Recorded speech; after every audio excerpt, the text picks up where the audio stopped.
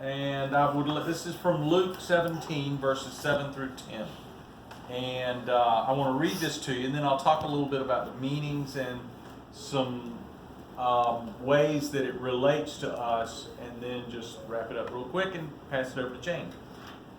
Who knows where she'll go? So who's a little more long-winded? But who is there among you, having a servant plowing or keeping sheep, that will say, when he comes in from the field, come immediately and sit down at the table, and will rather not tell him, prepare my supper, clothe yourself properly, and serve me while I eat and drink. Afterwards you shall eat and drink. Does he thank that servant because he did the things that were commanded? I think not. Even so, you also, when you have done all the things that are commanded of you, say, we are unworthy servants, we have done our duty. And what does all this mean? And it is Jesus is talking about the relationship that we have with God. And God is our king and we are his servants. And it's just the main thing that comes over and over and over on this thing. God created us saying that he owns us, and God owns all of this creation. As Paul says, but who indeed are you, a human being, to argue with God? Has the potter no right over the clay to make out of the same lump one object for special use and another for ordinary use? Everything we have, including our lives, comes from God. Mm-hmm. Jesus is teaching us not to be boastful or prideful, and that's the one thing I kept getting out of this, in doing what we should have been doing all along, which is obeying God. Instead, whenever we are doing what we should be doing, we are to be humble and realize that we are only doing what we were meant to do. And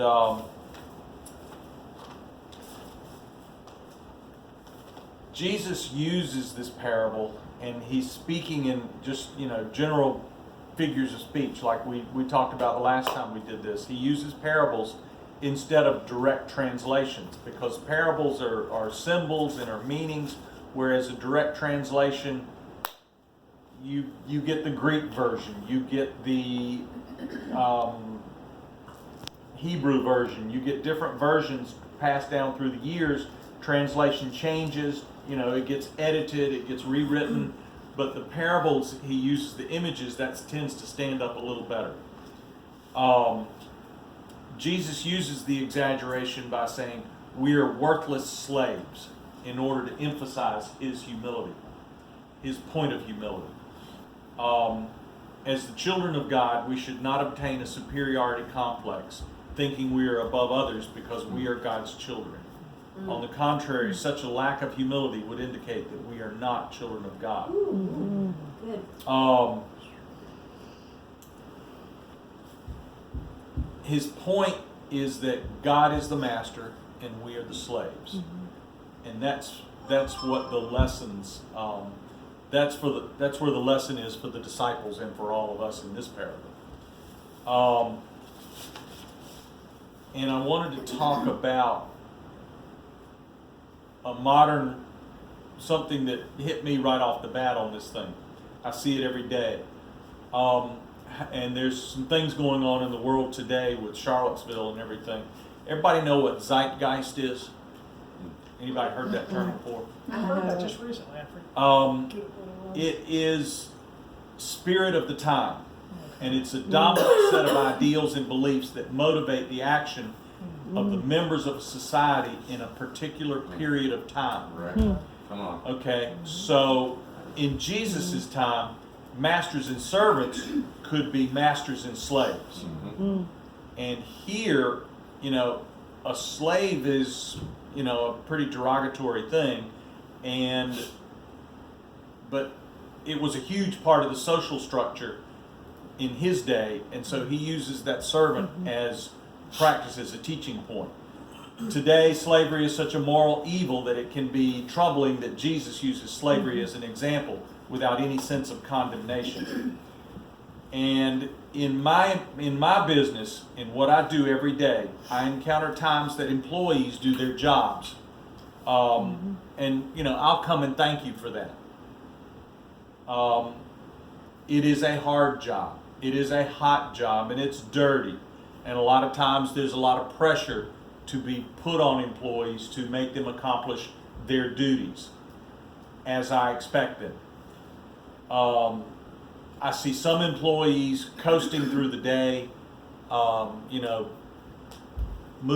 doing as little as possible to get by, and just waiting for that clock to hit 5 o'clock where they can go home and do whatever they want to do. I get other employees who are diligent and they work hard, they're quiet, they never stop, they do their work always, and if I come to them and ask them, can you help me out with something else? Yes, they just say, yeah, I'll do that. I had it happen the other day. I had a guy, his father-in-law has diabetes and has just lost a leg.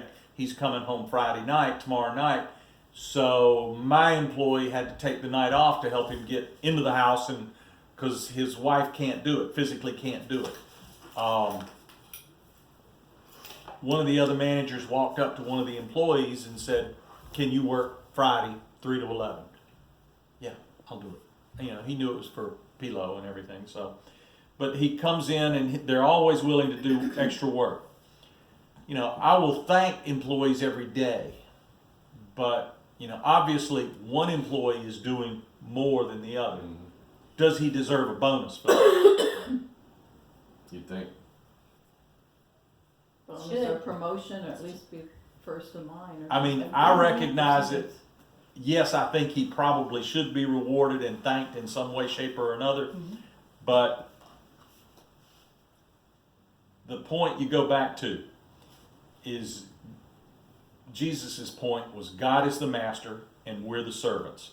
We exist for him, not him for us. Sometimes we think God exists for us. We think that God's purpose is to meet our needs, to make our lives comfortable, or to give us what we need. But the point that Jesus is making in the parable is that servants exist for the master. God is the master. We are the servants.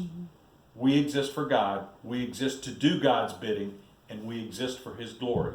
And if God wants to do a rewarding, it's by his grace. Yeah. Well, Yeah. so it's about the feeling of entitlement, Yeah. and we see that a lot, especially in a lot of generations right now. We see. This, I mean, I this see it whole in work, attitude and of you guys, you entitlement, probably you know? see it, and I know It's you see it scary. all the time. You Oh, see yes. people that, We saw it in in the the military, Air National you wanna thank Guard them. base. Yeah. In the We military, were like, even, oh my it's gosh. a big struggle. it is masters and servants. In Jesus' time, it was masters and slaves. Yeah. It's a tough time right now. People will do work. Good people. The reward is good things will come to them in the future, and that's what's going to happen for us. Good things will come for us, and it will come through the grace of God. The whole reaping and sowing Yeah. that he promises. Yeah. Very good. Well, that's it for me.